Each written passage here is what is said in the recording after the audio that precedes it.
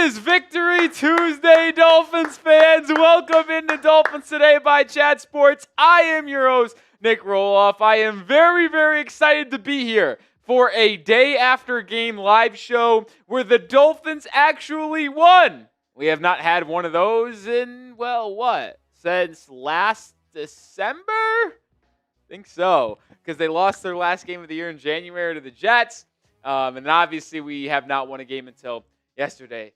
And it feels good to have a Victory Tuesday here. Welcome in. Glad everybody is rocking with us here on a Tuesday afternoon. We do have a lot to talk about. We got to mention the Tyreek Hill injury news and the latest update. The Dolphins signed a wide receiver. We also talk about some other news to come out from this Monday Night Victory and potentially trading for a wide receiver. We'll talk about potential blockbuster deal with the Eagles, Bears, or Raiders. But as people pile into the live chat, shout out your city for me in the comments section. Where are the real ones watching from? Want to get the shout outs in the chat. Coop, how you doing?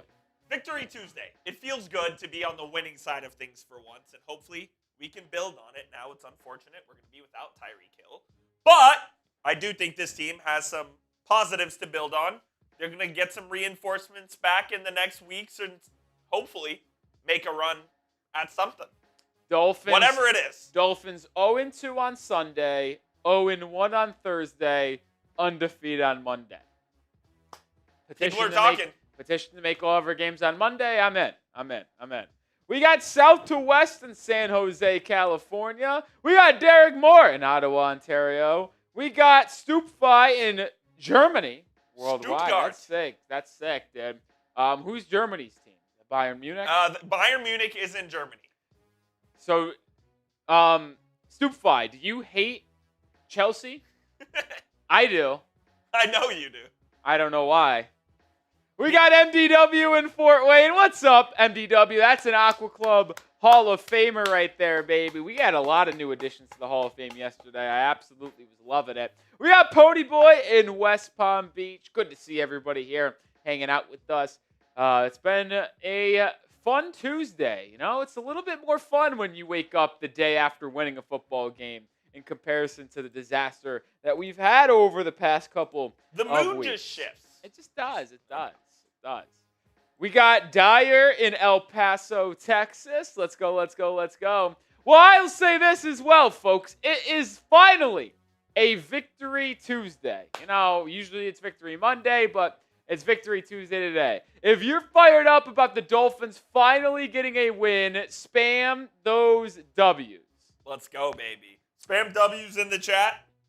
You don't get many of these, man. You don't get them. Even the good teams only get about 10 or 11 of them a year. You got to take advantage when you get them. No doubt about it. It feels good, and I think this team has a chance to get themselves in a position to where maybe they're not selling everybody off at the trade deadline. Yeah, well, we mentioned it late last night, and I was curious to see, would the Dolphins be favored on the road against Carolina?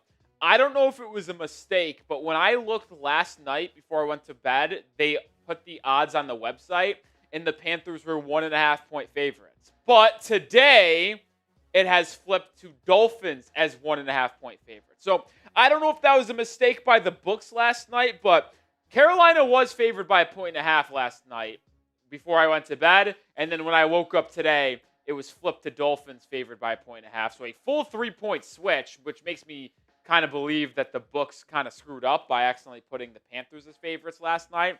But hey, either way, Miami is going to be favored in a second straight game. And I think that's the right call, too. The Panthers looked absolutely abysmal against the Patriots. They lost like 42-6 or 42-13, whatever it was. I forget the exact score, but MDW spamming those W's. We got South to West spamming those W's. Dyer Maker, Stupefy. Spam those W's if you want to shout out right now. WWW. Spam those W's in the chat. Spam those W's. I still haven't got one. Yeah, no, me neither. I don't think we're going to get one. That's a bang.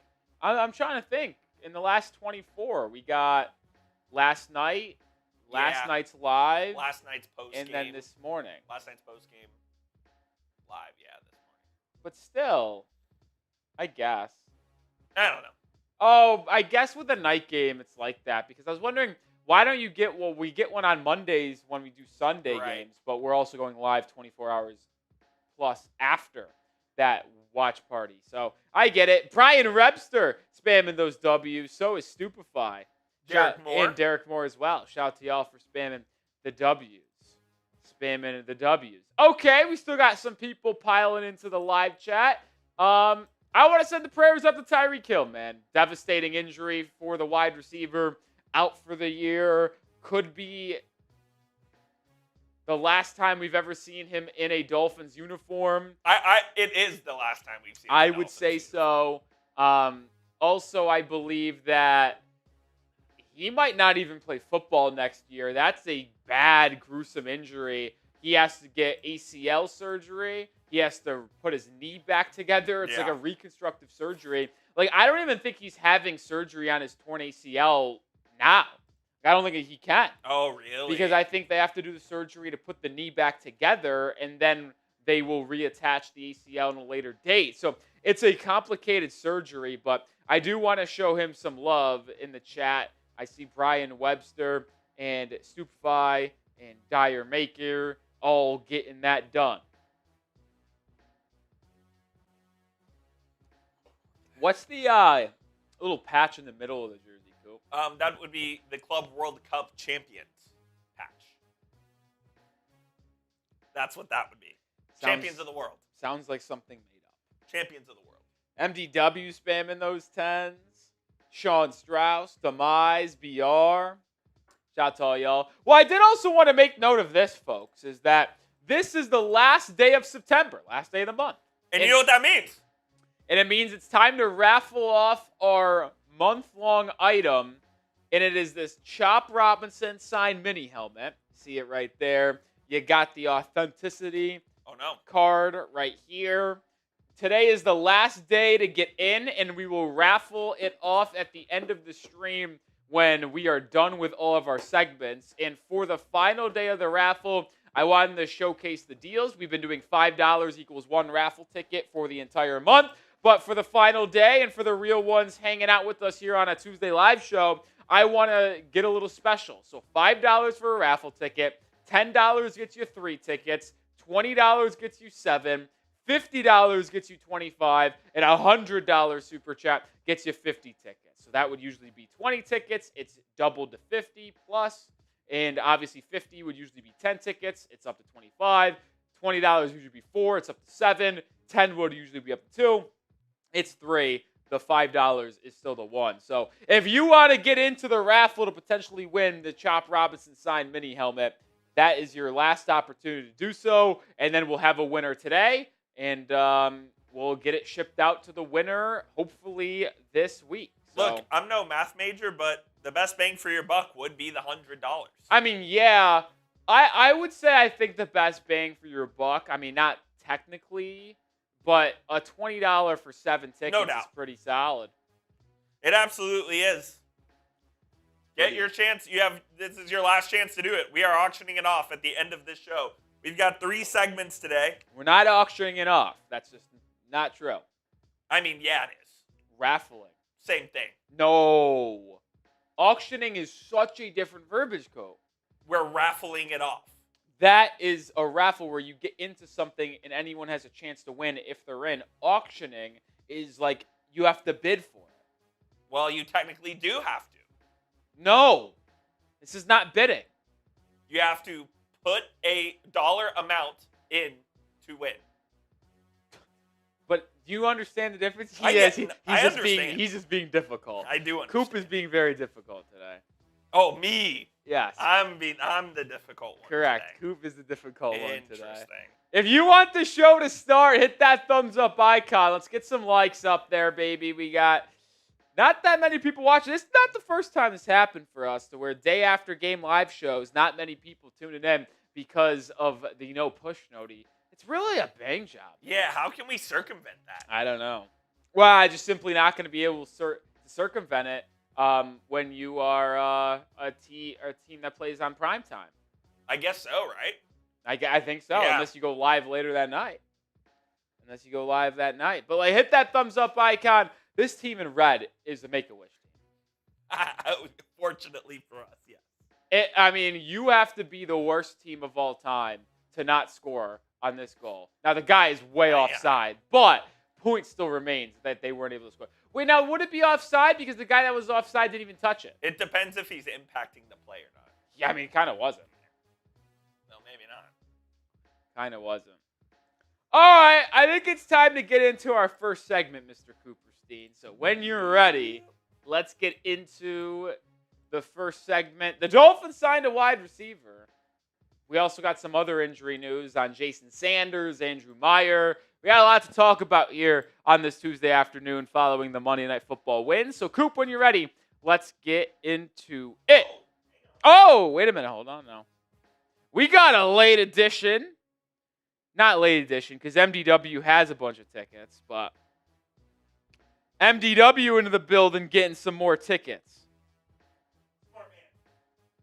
This is a good opportunity to take advantage while the live stream is a little bit lighter in terms of the crowd in it. MDW certainly a contender to win, has a good amount of tickets. Shout out MDW with a $10 super chat. We'll take a few tickets. A Aqua Club member right here, baby. There's a lot of people on. I hope by the end of the season, we're almost a quarter way through the year. Just under 25%. So we're going to go around? I want to go create a circle and then build inside. I like that. And then I want this entire thing to be orange. It looks cool right now. What is the percentage, Coop? Quick math. 4 divided by 17, 24.8%. It's my guess. 24.8? 24.8%. 4 divided by 17. It actually might be 24.75. No, what is it? 23.5. That's not true. You watch me do it. 4 divided by 17. Oh, you forgot to carry the 2. It's 25.3. Ridiculous, this guy. You're usually a quick math expert. Why isn't it 24? It doesn't make any sense. Think about it. 1 divided by 4 is 25, right? Mm-hmm. So you're just adding another one in there. 4 divided by 20 is 20%. Yeah. But my thing is wouldn't it just be 24? Never mind. I don't know. We're done. Getting into the weeds. All right, let's get into the first segment on today's show. Shout out to MDW. I'm going to say MDW sponsoring this first segment.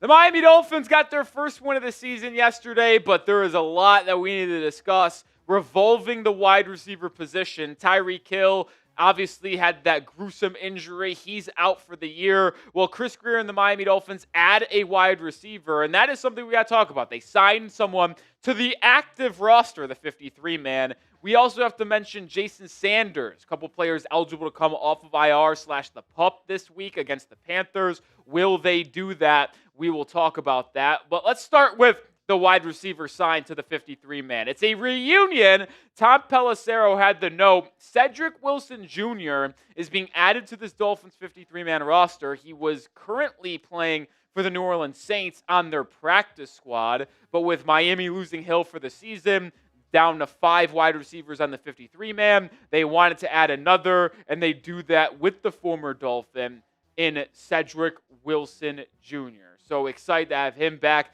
in this Dolphins organization. And this is why you subscribe to the channel, because we have daily videos, weekly live shows, we have informative, free content, and we're oh so close to getting 76,000 subscribers, 55 away. Hit that sub button and join the family if you want to be the most up-to-date Dolphins fan there is.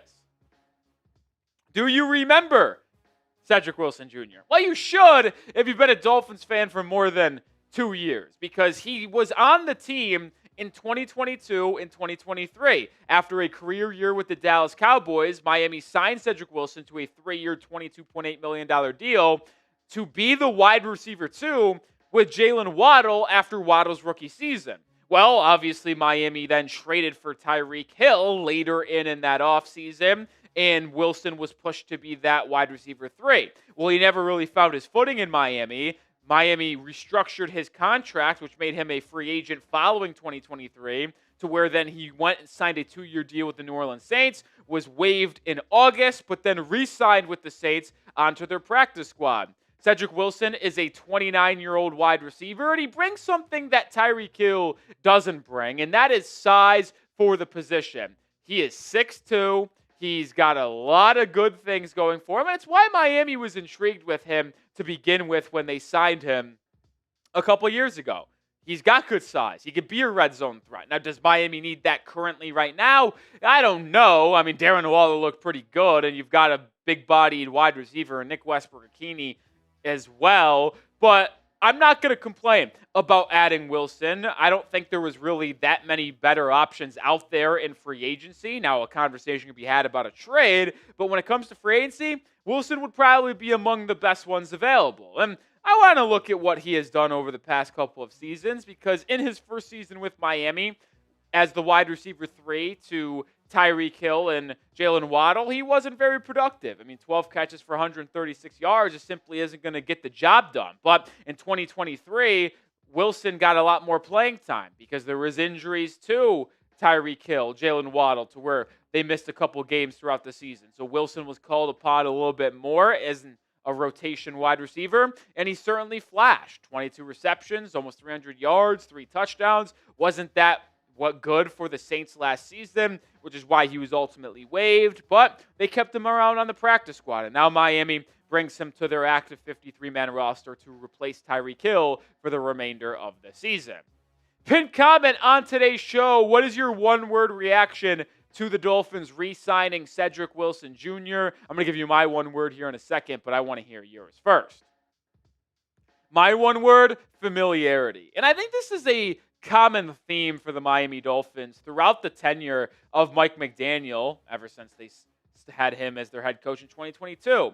The Dolphins, whenever they need a depth piece or a pinch guy, they always elect to go with someone who knows the system. Just take the running back position, for example, this year. Jalen Wright banged up, Alexander Madison out for the year. Miami needs to add a third running back for Ali Gore and Achane for the first couple of weeks. Who do they go out and get? Jeff Wilson, who has a ton of experience with Mike McDaniel. Cedric Wilson has 2 years of experience with Mike McDaniel. They bring him back when they need a depth wide receiver following the Tyreek Hill injury. So familiarity is something that is very important to the Dolphins and McDaniel, clearly, because they bring back another guy.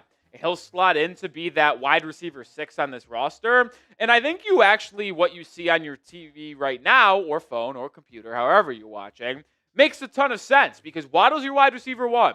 Who replaces him better than anyone? Probably D. Eskridge. Malik Washington's now your wide receiver 2. Taj Washington could very well fill that void when Malik goes down. And then when you think about Nick Westbrook-Akini's role, 6'2", wide receiver, physical, good run blocker. He's now your X wide receiver and red zone blocking wide receiver. Well, if he were to go down with injury, I think Cedric Wilson would probably fill that void, since he is very similar in stature to NWI. So your 3 starters you see pictured, and then you probably have your backups to each individual right behind him on the depth chart as well.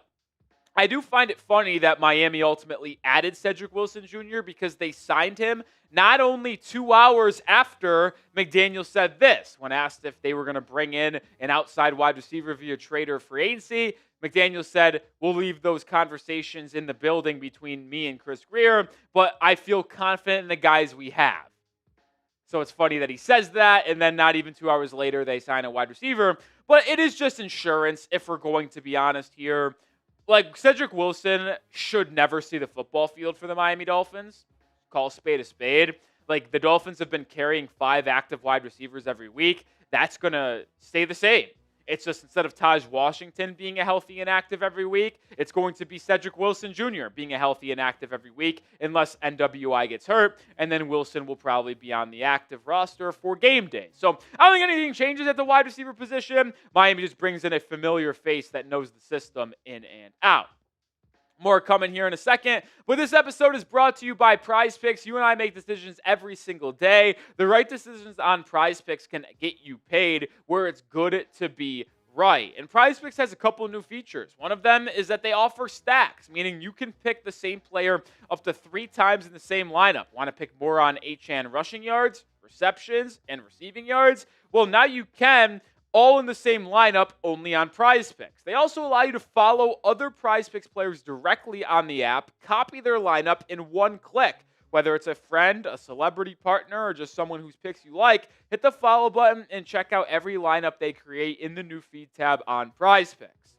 I already got an entry in for this next week in the football season. Miami Panthers game this Sunday. More than Chuba Hubbard rushing yards. Dolphins run defense is horrible. I'll go more than Jalen Waddle receiving and rushing touchdowns. He reaches pay dirt against the Panthers. And I'll also go more than Cam Scatterbo, 64.5 rushing yards there. Join me, download the PrizePicks app today, and use code CLNS to get $50 in lineups after you play your first $5 lineup. That's code CLNS to get $50 in lineups after you play your first $5 lineup. PrizePicks, it's good to be right. All right, let's transition to some more Miami Dolphins updates on the injury front side. We'll focus on a couple players that have been away from the Miami Dolphins because they have been on IR and PUP, respectively, placed there before the season began, which means they were out minimum the first 4 weeks. Well, it's going to be more than 4 weeks. Mike McDaniel shared the information today that both Sanders and Meyer are approaching a return for the Dolphins, but it will not be this upcoming Sunday against Carolina. They are eligible to return at any time, so it's not a big deal, but they're just giving the two another week potentially to recover. Could be longer. Maybe it's week 6 where they return against the Los Angeles Chargers. But I don't think it's the biggest deal in the world because your kicking situation has been borderline perfect. Riley Patterson has been phenomenal for the Dolphins, who was on the practice squad for the first 3 weeks of the season, was elevated to the 53-man roster and signed there before week 4. Jason Marshall Jr. was placed on IR, and you couldn't have asked anything else for Riley Patterson. Through 4 games, he has not missed a kick. He's 9 for 9 on extra points. He's 4 for 4 on field goals, coming from 36 yards, 40 yards, 44 yards, and 47 or 48 yards. I forget if it was 47, 48. Might have been 48, might have been 47. It was one of the two. I know that for a fact. And he went 2 for 2 against the Jets on Monday night. Like, here's the simple fact of the matter. Is Jason Sanders a better kicker than Riley Patterson? Yes. But would he, and that means Jason Sanders, have changed anything for the Dolphins through 4 games? No, he would not have. Like, the Dolphins have not missed an extra point of field goal, and they have not bypassed a field goal attempt because they lacked confidence in Riley Patterson. So everything that has happened for Miami through 4 weeks would be the exact same if they had Jason Sanders. So holding out Sanders another week to make sure he returns at full strength to keep Riley Patterson around, I'm not going to sweat over that because he has been absolutely phenomenal. Now let's focus on Andrew Meyer now because his return is delayed a little bit, and his injury was very mysterious in the preseason. It was a upper body injury. It was an elbow to be exact. And he was projected to be the backup center for the Dolphins and was labeled in training camp as one of the best offensive linemen Miami had, regardless of position. Well, the Dolphins obviously added Daniel Brunskill to the depth at that interior offensive line, kept him through the 53-man roster. Keon Smith has been in and out of the lineup as a starter, as a reserve player with James Daniels on IR. But the point is this. They moved Cole Strange to right guard in week 4 against the Jets.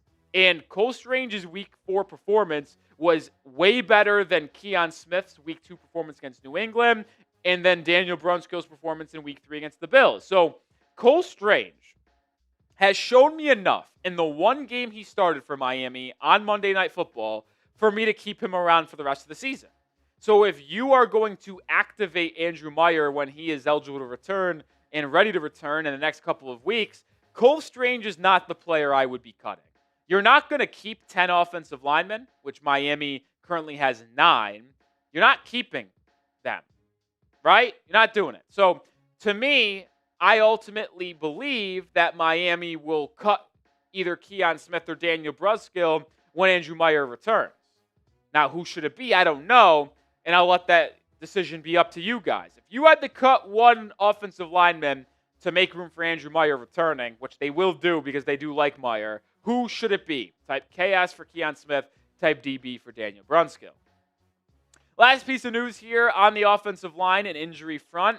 James Daniels is progressing very nicely. Now, this is important. He was placed on IR with that pec injury following week 1. McDaniels said they hope that he returns on the short end of IR, meaning week 6 against the Chargers. Sounds like that is still very much in play. He is eligible to return in week 6. This is the 4th and 5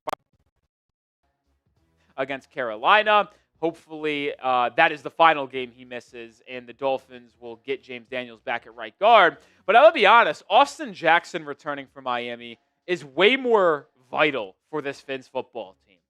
Jackson is eligible to return from that toe injury the same week as Daniels, week 6 against the Chargers. Larry Borum has been an embarrassment to football. It's the fact. He has been horrific. Like, you can get by with Cole Strange another couple weeks at right guard, I think. I don't know how much longer you'll be able to survive with Larry Borum playing right tackle for you.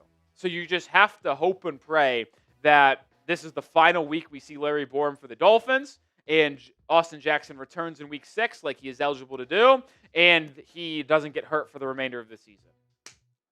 Let us pray. All right, I'll do it for today's show. We'll be back tomorrow morning with a video and afternoon. We have daily content here at the channel, so subscribe today and help us get to 60 or 76K today. Woo!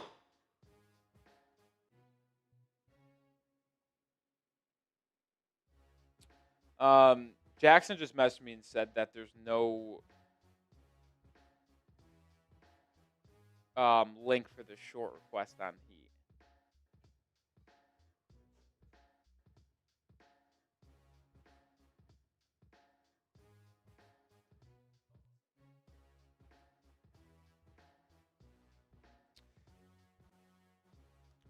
I just messaged him and says Coop is checking. He was the one who submitted.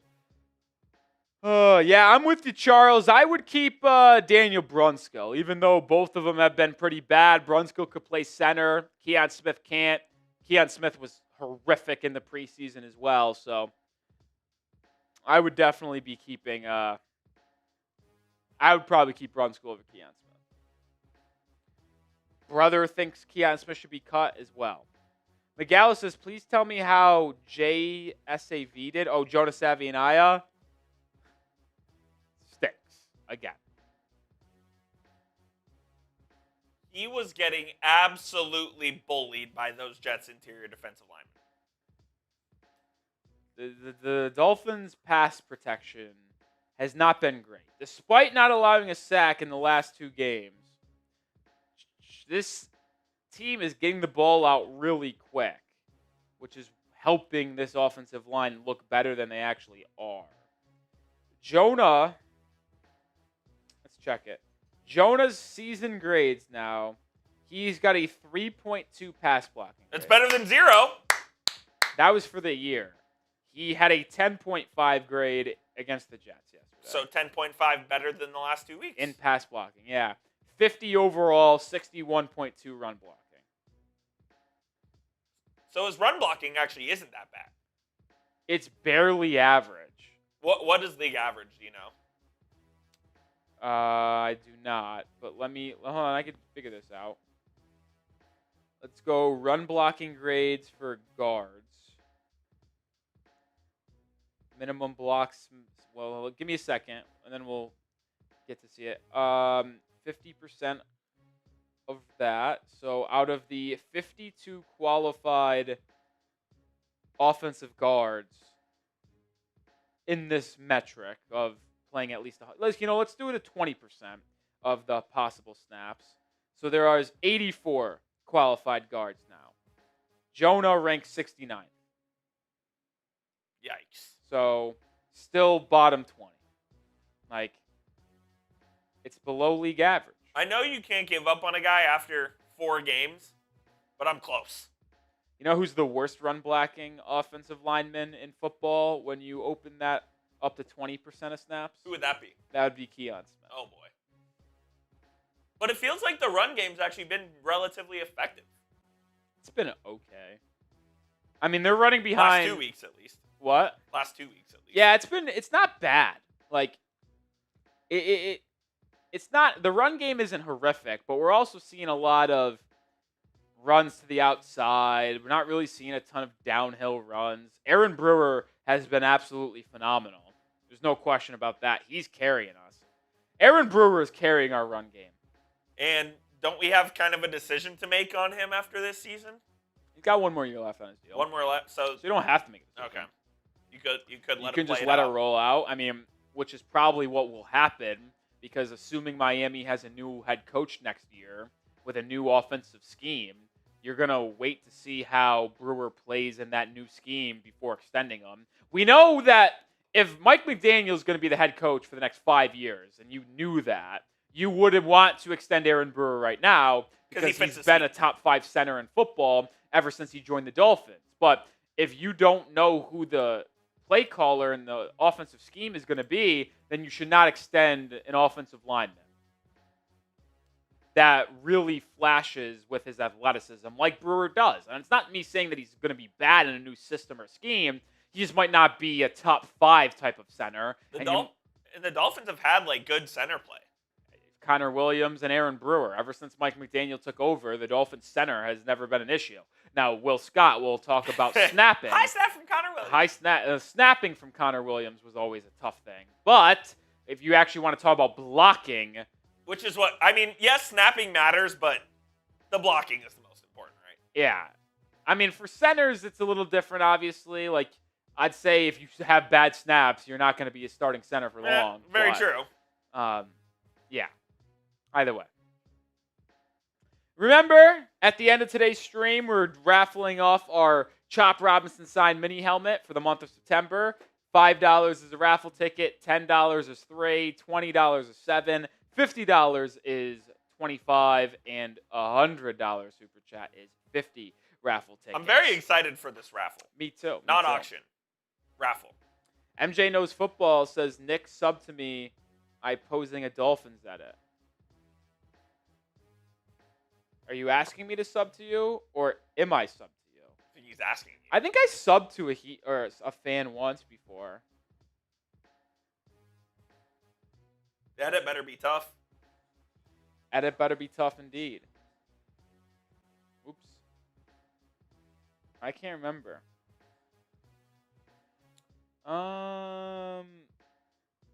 MJ Knows Football.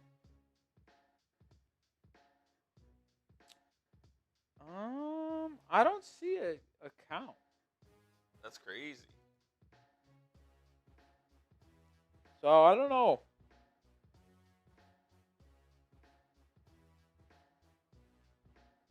Yeah, we'll see. We'll see. I don't know. All right.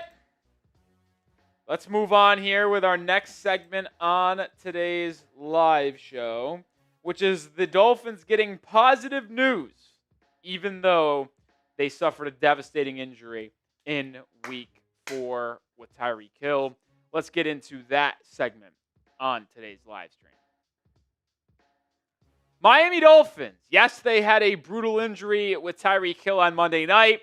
I think when you rewatch that game, you look at some of the advanced stats, the film, Miami fans should be pretty happy with how things are progressing in a couple different areas. And we're going to go through why I feel so positive despite the injury to Tyreek Hill here in a second. But if you are pumped up about the win on Monday night, finally getting off the schneid, getting the first win of the season, hit that like button right now. I should see 100% like rate, because if you're watching this video, it means you're a Dolphins fan in all likelihood. And why aren't you excited about the win on Monday night? It's always nice to beat the Jets. All right, it's debriefing time, though, because obviously the main takeaway from Monday night was the Tyreek Hill injury. And that sucks. There's no way around that. But after a full 24 hours to kind of let ourselves come down from that Tyreek Hill situation, there are a lot of positives that we need to talk about that came out of this Monday Night Football game. And I want to mention them all before we officially move on to Week 5 in Carolina. Well, my number one positive for the Dolphins is that Rasul Douglas is like legit good.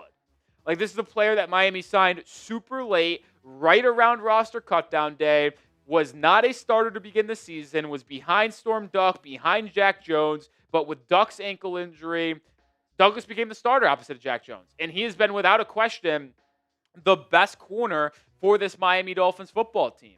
In week 4 against the Jets, he had an 89.9 coverage grade for that game and shut down Garrett Wilson for most of the night. Like, yeah, he gave up that 25-yard touchdown to Wilson in the fourth quarter late, but I will go to my grave saying this, and I don't care what Coop says because I don't think he could see with his glasses anyway. He said that Garrett Wilson got that foot in. Hell no, he didn't. That shit was on the chalk. I don't know how that got confirmed by the booth so quickly. Kind of a rig job, if you ask me. But either way, Douglas has been phenomenal. Blanketed Garrett Wilson. He did very well against the Bills, and he did very well against the Patriots in the last 3 games he has started. Over the course of his first 4 games, he has allowed just 7 receptions on 13 targets, so barely over a 50% completion percentage. He allowed the touchdown, but that's the only one, and it ultimately meant nothing because it shouldn't have counted anyway. He's had 3 PBUs and only a QB rating of when target of 102.7. And I don't want to overreact, but we showed Rasul Douglas' numbers in the offseason quite a bit as a free agent target. If you remember last season for Buffalo, he had a QB rating when targeted of like 124.8. So a big improvement for Douglas in a new scheme which prioritizes zone defense way more than man. And if you actually look at his advanced coverage stats as well, it tells more of the story on how good he has been for Miami. You look at his completion rate when targeted over expected, it's actually negative 0.1%. So not much of a difference there, but that just tells you, okay, he's expected to do what he's doing, and he's making the plays happen. His coverage EPA is also basically a net negative, plus 0.3, and his tight window percentage of how many times is he being thrown at, and it's a tight window throw, which means sticky coverage, it's 30.8%. And the average separation for Rasul Douglas in coverage as well is about 1.72 yards. Like, he's been phenomenal for the Miami Dolphins, and I am excited to see him lead this cornerback room. Has the defense been good? No. Is the secondary good? No. But Rasul Douglas is continuing to be better and a rock for that Dolphins secondary, despite some up and down play from guys like Jack Jones, like Cornell Armstrong, Iafetu Malifonwu, Ashton Davis. The second positive, I mean, we're going to talk about this every week, I feel like, and it's just awesome to see. Patrick Pohl, your second-year left tackle from Houston, second-round pick in 2024, was really good once again. His PFF grades versus the Jets aren't very kind if you look at the overall in run blocking, but look at the pass blocking grade again. Like, Patrick Pohl simply just doesn't lose a lot of reps when he is setting his feet and the defender has to come to him. Does he get beat a little bit sometimes when he has to go out and meet a defensive lineman and get downfield? Sure. That's still a growing pain for Patrick Pohl. Let's not forget, this last start on Monday night was Patrick Pohl's 7th career start. Started 3 last year, and this is his 4th this season. So there are going to be ups and downs. But his ups as a pass blocker are the most positive thing so far for this Dolphins season. They're 1-3, but if you want to bring me the biggest silver lining, it's Patrick Pohl's pass blocking. He's the 8th highest graded offensive tackle when it comes to pass blocking through 4 weeks. He's only allowed 1 sack charted by Pro Football Focus, not many pressures. Like, when he gets set and he gets his hands on you, you're not going anywhere because he's so big, he's so strong, he's got such a good center of gravity. You're not going to beat him with a bull rush. So the only chance you have against Patrick Pohl is a speed rush or a quick little rip through where you knock his hands down before he can get you and then you beat him that way. But as I mentioned, he gets his hands on you and you don't knock his hands down, you're done. You're not going anywhere. It's been awesome to watch Patrick Pohl work in pass blocking reps. What is your excitement level for the second-year left tackle? I'm fucking fired up. I really am, and I didn't mean to say the F word. I would slipped out. I mean, my natural got me good, guys. Either way, in mine, I'm at a 10. I'm very fond of the way Patrick Paul is playing. Number 3 is Cole Strange filling in nicely. Very nicey. Shout out to John Gruden. This one surprised me. I didn't know Cole Strange was going to start for the Dolphins against the Jets. It just kind of came out of nowhere on the first drive. I'm watching the game, and next thing you know, I see Cole Strange. I'm like mentally can't speak right now. Cole Strange, right guard. I was, whoa. All right, Cole, I see you. And he played pretty well. Now, he was kind of the inverse of Patrick Paul.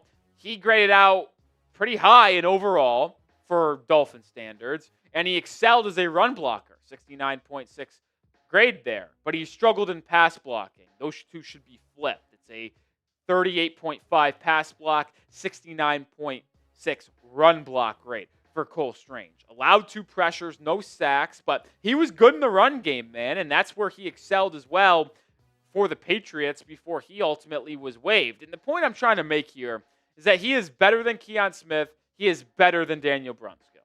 Just is. We tried Keon Smith for a game and a half against the Patriots and Bills. He was terrible. We tried Brunskill for a half of football against the Bills, and he ultimately kind of blew that game late with some bad pass blocking reps. Cole Strange showed me enough in this game to where we should keep him around after James Daniels returns and after Andrew Meyer returns. Get rid of Keon Smith and Brunskill. Keep the former first rounder out of Chattanooga. More come on up here in a second. But get started with Prize Picks today. This episode is brought to you by Prize Picks. You and I make decisions every single day. The right decisions on Prize Picks can get you paid. And Prize Picks is unveiling a lot of new features, which helps playing daily fantasy sports so much fun. One of them is the new stacks, meaning you can pick the same player up to 3 times in the same lineup. Want to pick more on Devon Achane passing yards or rushing yards, touchdowns, receiving yards? Well, you can pick all of them in the same lineup, only on Prize Picks. Prize Picks also offers injury reboots. If one of your players leaves the game in the first half and doesn't return, Prize Picks will not count it as a loss. I have an entry in for Week 5, more than Chuba Hubbard rushing yards, more than Jalen Waddle touchdowns, and more than Cam Scatterbo rushing yards. That's my 3-player entry for Week 5. Download the Prize Picks app today and use code CLNS to get $50 in lineups after you play your first $5 lineup. That's code CLNS to get $50 in lineups after you play your first $5 lineup. Prize Picks, it's good to be right. I also want to mention this offensive line because James Daniels is progressing towards a return. Week 5 is the final game that Daniels will have to miss. Placed on IR before Week 2, which means he will be out minimum Week 2, Week 3, Week 4, Week 5, which means he's eligible to return in Week 6 against the Chargers.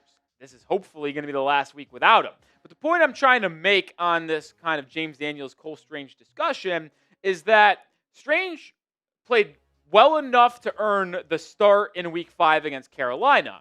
And I hope that's the last time we have to deal with backup right guard play. The Dolphins obviously signed Daniels to a 3-year, $24 million contract in free agency this year. And if he's able to return from that pec injury and stay healthy, your offensive line is expected to get even better than what it is now, which is honestly better than what it was last year. And they've had to deal with some injuries through the first month of the year. So hopefully you don't see Cole Strange too often, but he has been relatively solid for Miami ever since joining this roster and getting his first ever start. And I thought it was fully evident when you looked at where the Dolphins ran the football in Week 4 against the Jets, because these were the 5 areas that they ran it to the most. They ran the most times to the left end, which is outside of the left tackle and tight end. So left end arounds, deep stretch zone runs, sweeps, end arounds. They averaged 5.1 yards per carry on 7 carries. So good work by Alec Ingold out in the open, the tight ends, and Patrick Paul. But the next one was middle left, running between Jonas Savionai and Aaron Brewer. Not the best success there. 7 carries, 20 yards. Next would be left guard, which was between Patrick Paul and Jonah. 4 carries for 17 yards. Very average, 4.3 yards. But this is where I wanted to bring it up. When they ran middle right, which was in between Cole Strange and Aaron Brewer, they had their best yards per carry, 7, 21 yards on 3 carries. Now, obviously, small sample size, but it just shows you that Cole Strange and Aaron Brewer worked very nice as a tandem to spree up some running lanes for Achane and company to be able to have effective runs when running between those two. So I would look to run between those two some more this week in Carolina. All right, number 4 on my week 4 positives. It's going to stick with the run game. Miami finally stuck and committed to the run. This is something that we have asked Mike McDaniel and this Dolphins office to do time after time after time, and they finally listened against a team in New York that really was struggling coming into this game to stop the run.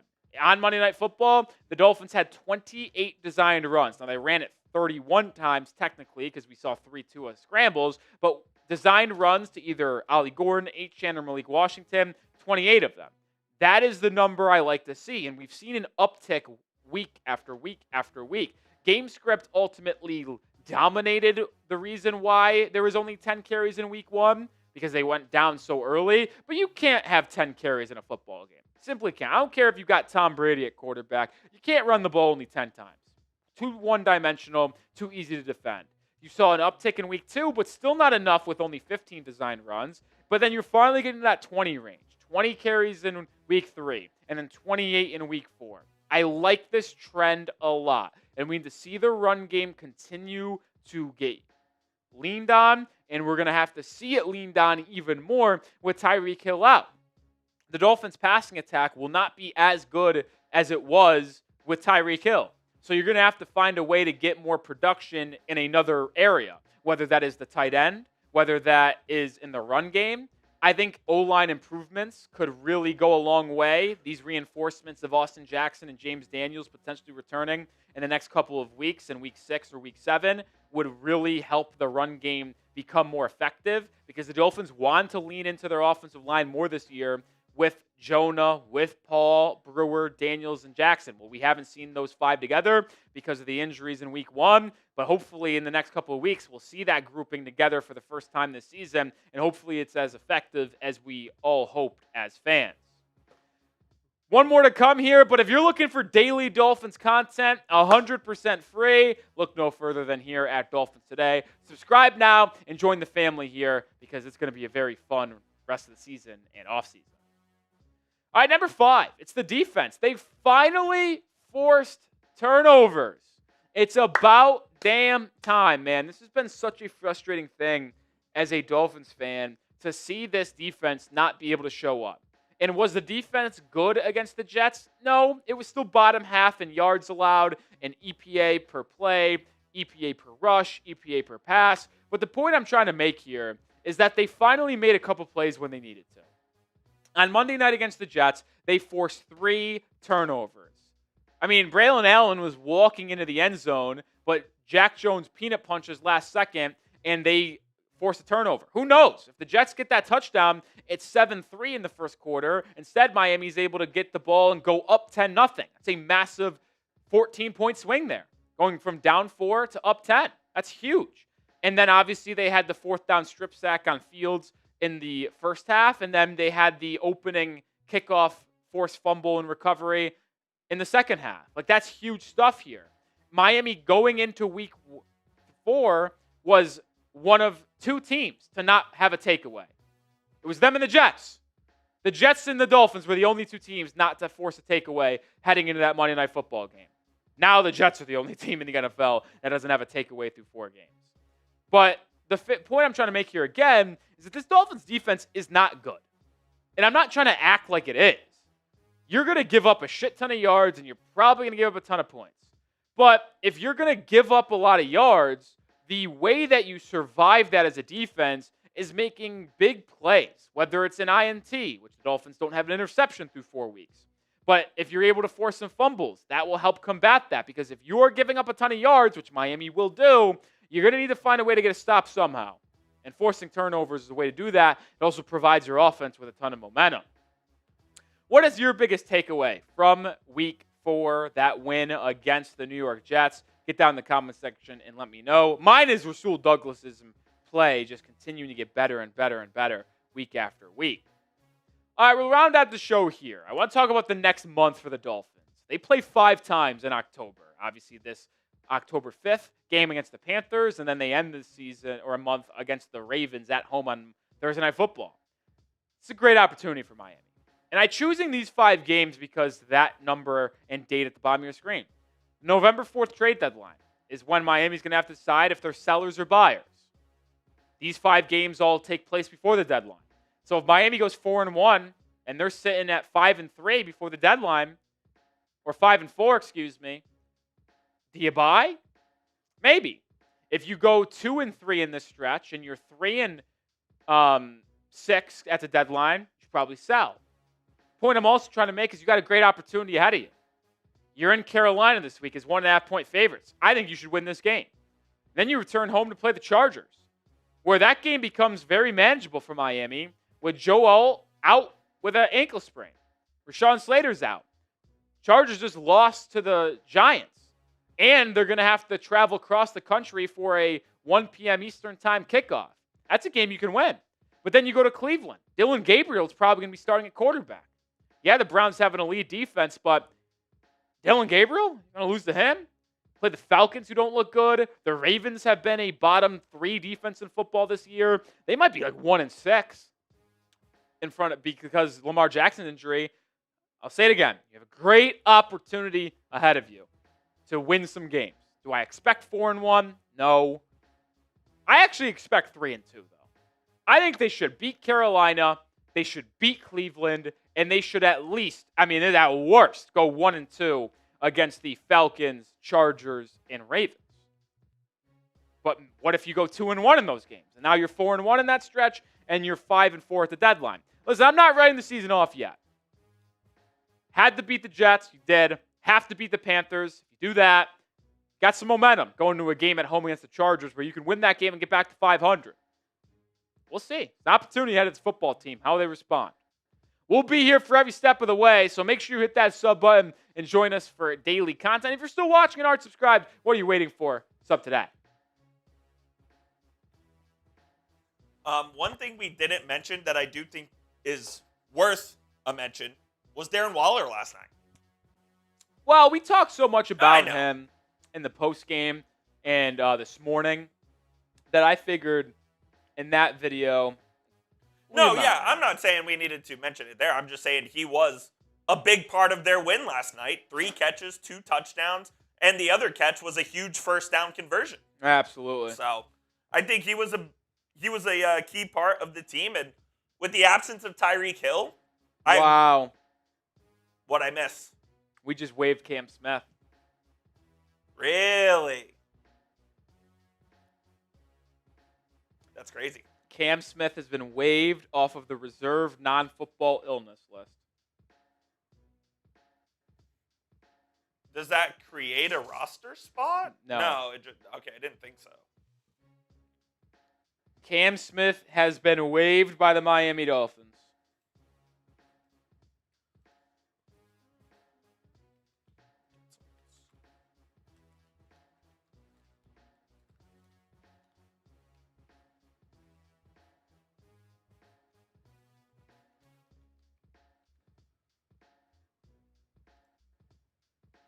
Wow.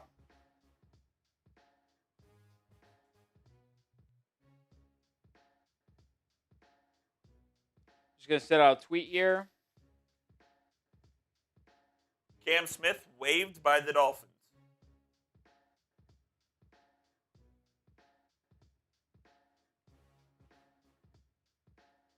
Can you get on screen here? I might just step out and film a short real quick about that. No doubt. Or do you just want to do it live here? No. Okay. I'm on screen.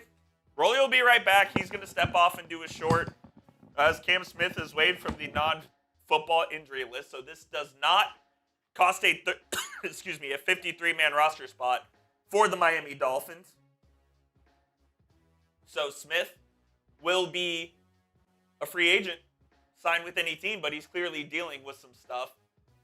And we'll see what happens with him, but best of luck to Cam Smith. Best of luck to Cam Smith.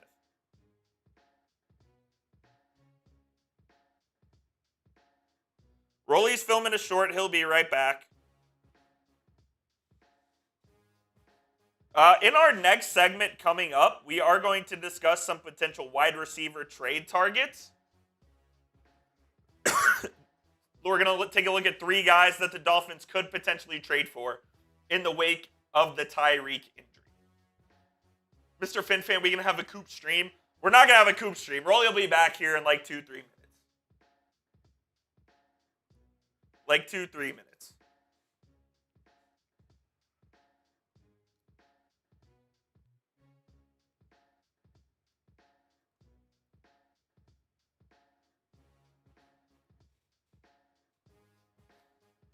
Steve says bring up Theo Weiss. Theo Weiss might be elevated from the practice squad to the active roster for this game upcoming against the Carolina Panthers. I could certainly see that happening. You get 3 free practice squad elevations. Riley Patterson is now on the 53-man roster, so you don't have to use it on that. I could see them using it on Theo Weiss, to be honest. I could see that.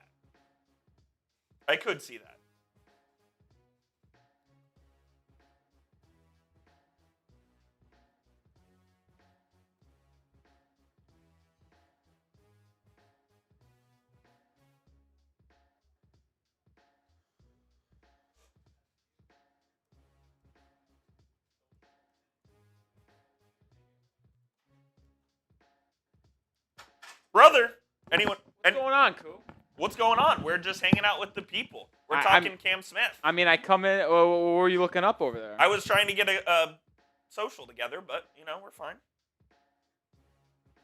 We're fine. Oh, man. Anyone else notice that dropping the pass rush worked, but only once? Yeah, the one play by Jalen or the Bradley Chubb. It worked twice. It worked on the 4th down strip sack where they dropped Bradley Chubb out and he pushed Garrett Wilson to the ground as he was going on a drag route, and that kind of disrupted that entire Jets play. And then it worked later on where Jalen Phillips had a PBU when they tried to throw it to a quick Garrett Wilson hitch. It worked a couple times. Am I a fan of it still? No. But it did pay dividends for Miami a little bit more.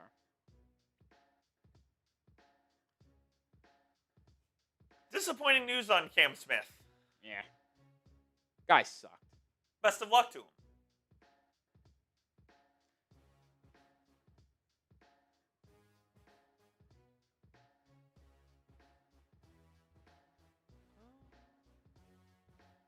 Guy stunk. He did stink. But we hope whatever's going on, he's all right. Yeah. All right. Did your Chelsea's win? Unfortunately, yes. Unfortunately. Yeah, they won. Why you say unfortunately? Because they gave up yet another red card. Or not gave up, they got yet another red card. Cubs are up 2-1, eh? All right. Before we get into this final segment, want to make sure everyone's aware that we are doing our raffle month-long Chop Robinson signed mini helmet at the end of this segment, at the end of it.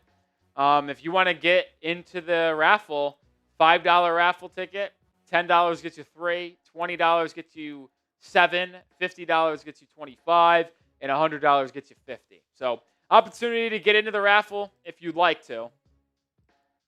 It's winding down. Winding down. This was a good raffle. We'll have to find a good item for October. I think I'm changing it and going back to weekly raffles. Okay.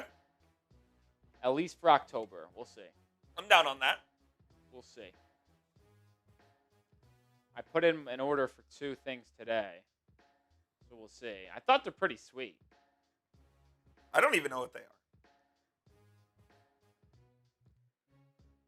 But if no one wants to get in. Ooh, Eric Kendrick's visiting the Ravens. Saw that.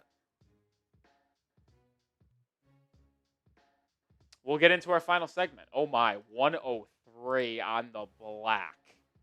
I mean, he's unbelievable. He's actually not had a great year either. I know. But it's crazy to me that he's not their closer because they have Suarez, who's gross too.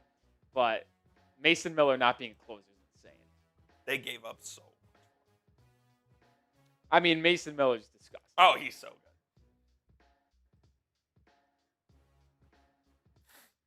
No, it's not a rivalry jersey. Not a rivalry jersey.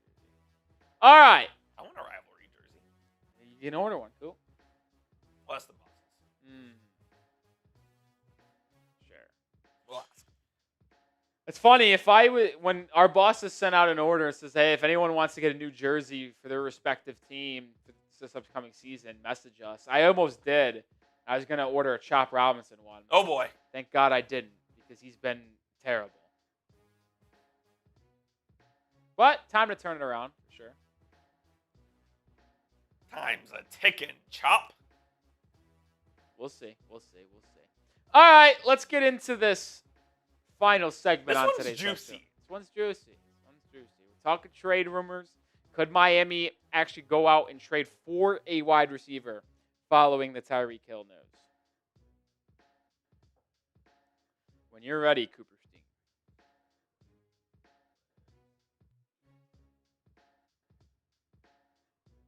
Could a big move be coming for the Miami Dolphins?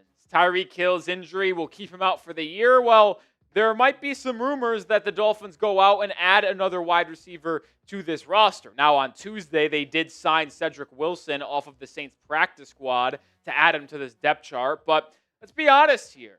It's a group that there's a lot of promise, but there's not a lot of guarantee. The only guaranteed player you have on this group is Jalen Waddle. Malik Washington's still a little bit of an unknown. Nick Westbrook-Ikhine really hasn't provided anything for you so far this season. Signed a 2-year deal in free agency. But D. Eskridge, Taj Washington, and Cedric Wilson Jr., well, they're not expected to really bring you that much either. And I'll be honest, I do doubt that Miami ultimately makes a big trade for a wide receiver, but you never know with Chris Grier. You just simply don't. The guy is a big game hunter. We saw it with the Tyreek Hill trade, the Jalen Ramsey trade, the Bradley Chubb trade. Like, if he feels like he can get a big-time productive veteran into his locker room for a relatively cheap price point, he will try to do it. So with some of these wide receivers that we're going to talk about not having the greatest starts of the season and their trade value being potentially diminished, maybe Chris Grier could strike with the Tyreek Hill injury in the back of his head.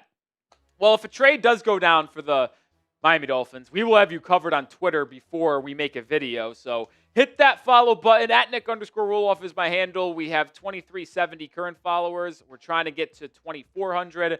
Help me out. Give me a follow today. All right, the first trade target. How about A.J. Brown, the Philadelphia Eagles star wide receiver? This guy is off to a really rough start this season. Through the first 4 weeks of the year, only 14 receptions for 151 yards, 1 touchdown. This is a player that was having one of the best seasons that we've seen in a while last year. Just go back 365. There was a stat, I think, that he had like 7 games straight of 7 catches and 100 yards or something like that. It was something nuts. And now this year, he's been absolutely invisible for this Eagles offense. And if you're an A.J. Brown fantasy owner or super fan, the scary part is they're 4-0. So they're 4-0 with him not really being productive. And it's not for a lack of targets. A lot of people made a story about A.J. Brown's targets in week 1 when he was only targeted 1 time. He did catch it, but he only had 1 target, 1 reception. Weeks 2, weeks 8, weeks 4, it's been 8, 10, and 9 targets respectively. But outside of week 3 against the Rams, he really hasn't turned it into anything positive. Only 5 catches in week 2, only 2 catches in week 4. It's been a weird year for A.J. Brown. And his advanced stats aren't very kind to him whatsoever. His catch rate is 50%. So Jalen Hurts has a 50% completion percentage when targeting A.J. Brown. His catch rate over expected, it's actually lower. It should be, according to analytics, 51.8%. It's not. It's 50%. That's not good there. His average separation per target is 1.7 yards, which tells you he's not really creating a ton of separation, and almost everything is a contested catch. His reception EPA is negative 3.6, and his EPA per target is negative 0.13, which means the Eagles' offense would be better off on a daily and play basis to not target and throw it to A.J. Brown. It has been a bad year for the star wide receiver to this point. And we know he is not a fan of where things are going. It just isn't. A.J. Brown posted this after the win against the Bucs in Week 4. Just a photo. If you're not welcomed, not listened to, quietly withdraw. Don't make a scene, shrug your shoulders, and be on your way. What does that tell you? It tells you that he feels not valued, and he's not going to make a big scene of it, but he doesn't want to be in Philadelphia playing in a run-first offense with a quarterback that does not push the ball down the field. So I feel like A.J. Brown would welcome and probably wish for a potential trade. And this isn't when it comes to A.J. Brown, but I do have a question for you. Would you trade for a wide receiver following the Tyreek Hill injury? Or are you fine just letting it play out with what you got for the rest of the season and then reevaluate in the offseason? Type Y if you'd make a trade, type N if you're holding off. Well, I think you have to talk about, in any trade, potentially the contract that you're taking in. Because A.J. Brown is still relatively young. He's been in the league for a while, but he is 28 years of age. But as you see on your screen, his contract is just continuing to go up year after year after year. Now, not a ton of base salary on his contracts, but a lot of different roster bonuses, and his cap numbers are pretty large. So you taking him in a trade wouldn't be that bad, but then once he's on your team for multiple years, the contract is going to really set in. And if we're going to be honest with where Miami is as a football team and an organization, it doesn't make a ton of sense to trade for A.J. Brown. It just doesn't. Because you have to take in a guy that is going to demand targets and make a mess of the situation when he doesn't get targets and receptions and scripting the offense. But you also have taken a guy making $20+ million a year when Miami has to spend money to fix their offensive line, fix their defensive line, their secondary. Like, if you go down the list of issues for the Miami Dolphins, I think wide receiver might be at the bottom of the list with the safety, or the running back room. So it's like, wide receivers and running backs probably don't need to go out and trade for an expensive guy. A cheaper guy? Sure. Guy making $20+ million? I don't know. Which brings us to DJ Moore, the Chicago Bears wide receiver, who makes around the same money as A.J. Brown. We'll get to that in a second. But there's a lot of similarities between these two. Two wide receivers that were thought of respectively as a top 10 guy and a top 15 guy a year ago, but have gotten off to an extremely slow start this year. New offensive coordinator in Philly, new head coach and play caller in Chicago. Well, DJ Moore, almost similar stat line to A.J. Brown. Only 16 catches, 170 yards, same average yards per catch. But his utilization has been the part that is so interesting and intriguing to me. DJ Moore has lined up in the backfield as a running back at times. Like, he is simply not getting a ton of targets downfield. A lot of how he has been utilized is in the backfield and in the screen game. They have prioritized targeting Rome Odunze. They've gotten Luther Burden involved. Like, the overall Bears offense has been very intriguing. We know Ben Johnson likes to spread the ball around, but you would have thought DJ Moore, since he had a solid rapport with Caleb Williams over the past couple of years and a new play caller, would be able to get more production, but he simply hasn't, which has left him potentially as a trade candidate. And we'll talk more about his contract here in a second.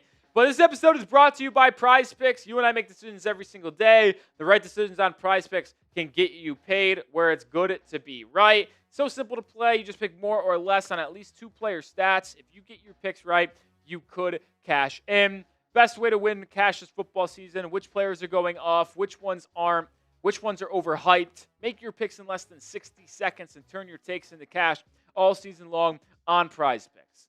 I have an entry in for week 5, more than Chuba Hubbard rushing yards, more than Jalen Waddle touchdowns, and more than Cam Scatterbo 64.5 rushing yards. You can download the Prize Picks app today and use code CLNS to get $50 in lineups after you play your first $5 lineup.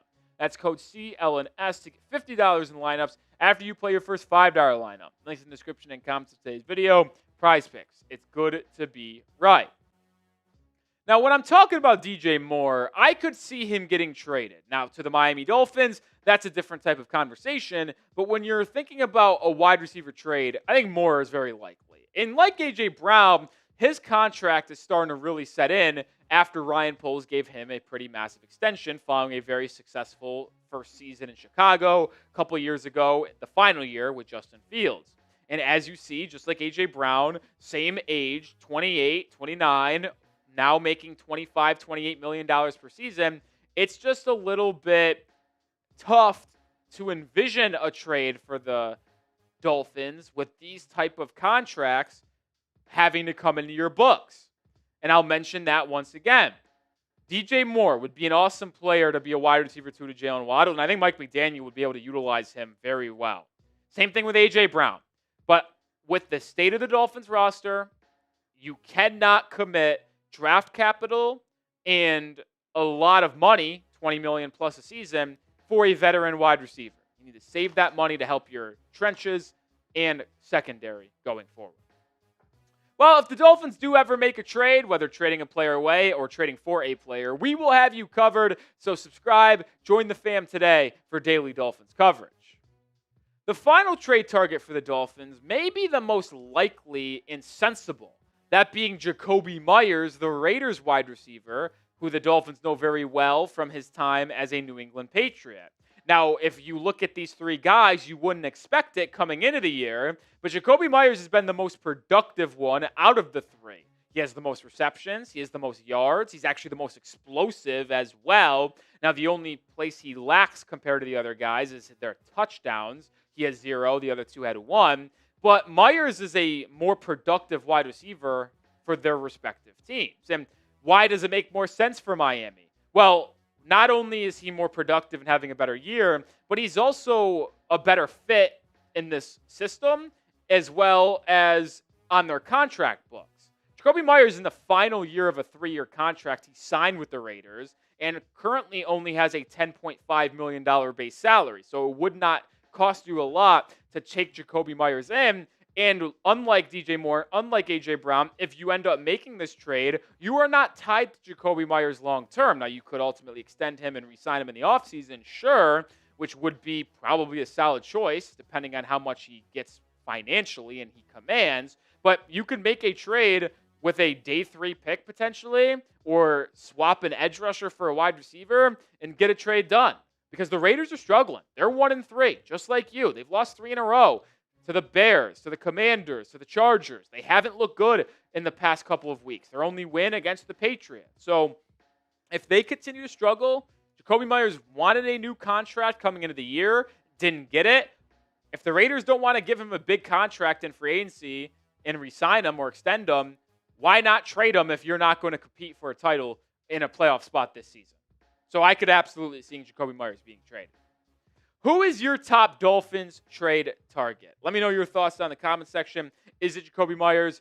Is it DJ Moore? Is it A.J. Brown? Let me know your thoughts down in the comments. Once again, I'll make this point abundantly clear so there is no confusion in the comments. I don't think the Dolphins make a trade at wide receiver. I don't even think I want them to trade for a wide receiver, if we're going to be honest. There's just no need for that with the current state of the roster, and I like some of these depth pieces that the Dolphins have with Taj Washington, Nick Westbrook-Ikini, Malik Washington.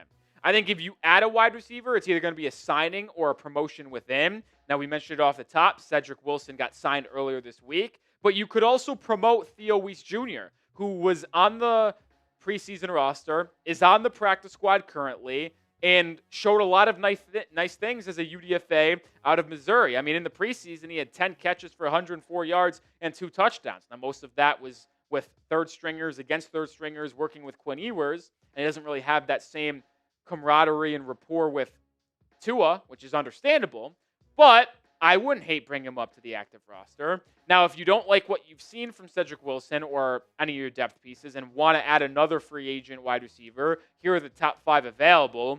Deontay Johnson, DJ Chark, Tyler Boyd, Robert Woods, and KJ Osborne. Like, all of those players there are names that are familiar, but are veterans who aren't really going to provide you with a ton.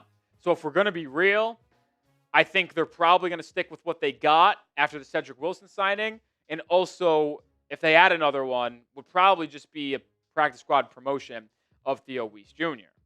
All right, I'll do it for today's show. Appreciate everybody for tuning in. If you want more Dolphins coverage and content, Go find it over on my Twitter/X at Nick_Off is the handle. Go give me a follow right now.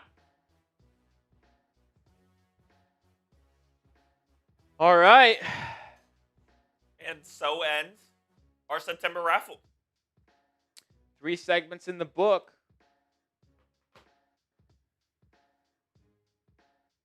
Oh, good bunt.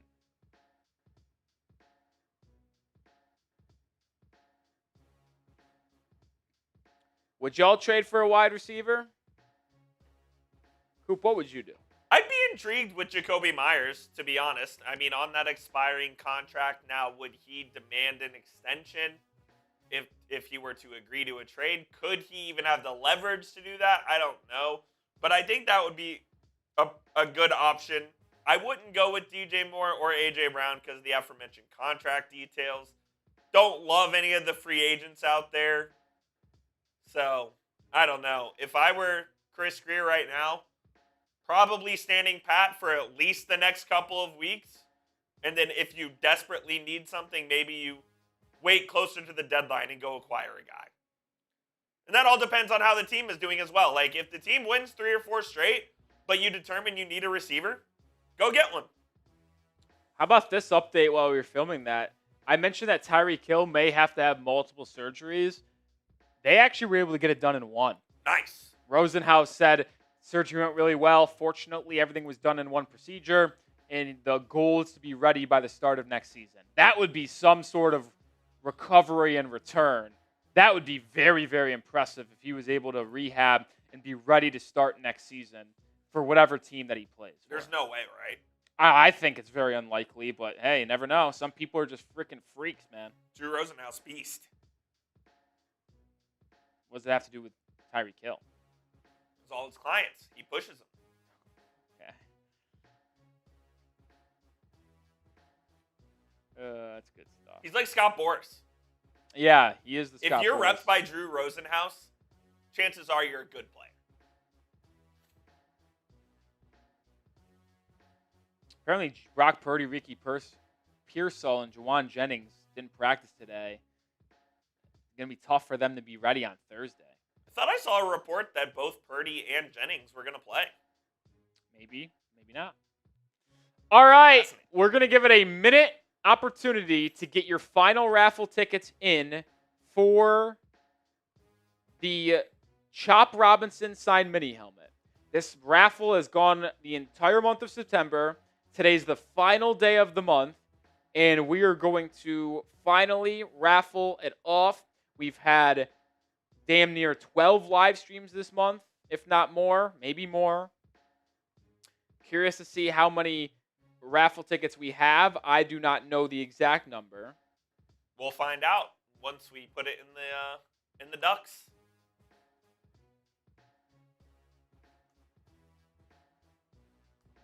And the sent, if nobody sends it in by the time Coop has it up and running, we're going to run the raffle and call it a stream and call it a September at Dolphins Today. Good Lord. A lot of them. Yeah, I don't think it's 1,000. Yeah, that would be ridiculous for it to be 1,000. Oh, there's one, Red. Oh, that's big time insurance run right there by the Cubbies. They're going to be up 3-1 and could go up 1-0 in that wild card series. Thank God. Stayed inside? Oh, no, I gotcha. 596. That's Okay. our number. 596. Thank That's you for the time. I need to write that down.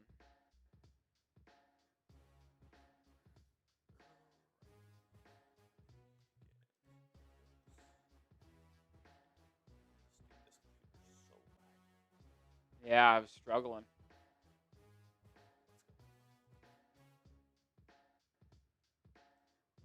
This is going to be fun.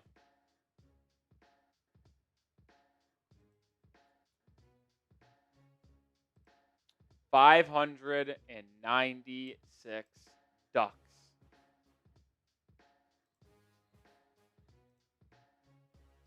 What a scene this is. You won't even be able to see all the ducks on there. Can you shuffle them? Oh, I'll give it a shuffle. I think it's time to get it going. Yeah. All right. Couple shuffles, and then now we're ready to roll. Just three shuffles. 596 ducks. All right. For the Chop Robinson signed mini helmet. Let's do it. Here we go. 3, 2, 1. They're off. Wow. I feel nervous. I know. I mean, this is like they do this in Chicago for St. Patty's Day where they put the rubber ducks in the river. It's kind of like that. Like that, Coop. Like that, Coop. There's a lot of them. I'm going to start calling it once we get down to 30 seconds. Boy. I see some familiar names. Well, I mean, there's a lot of familiar names. I mean, if you have a lot of raffle tickets because you're a familiar name and you're an MVP, 30 seconds go. I will say the one that would be interesting, the Vinny Wolf one. Yeah. He came in and dropped like 400 in week 2 against the Patriots. I've never seen him before, and I haven't seen him again. So if Vinny Wolf wins, we'll have an interesting time. But right now, Corey Belfaus in front with the President Duck. 10 seconds to go. Corey is in the lead, but his own duck is looking to overtake him. 3, 2, it's going to be Steven Minchner. Steven!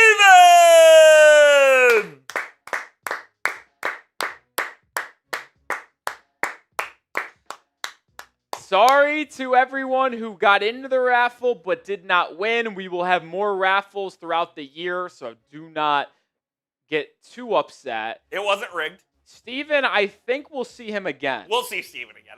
He's been in multiple watch parties. Yeah. I mean, I can't say he's the most consistent, but he's been in multiple. He's been in at least 2 of the 4, so I imagine we'll see him again.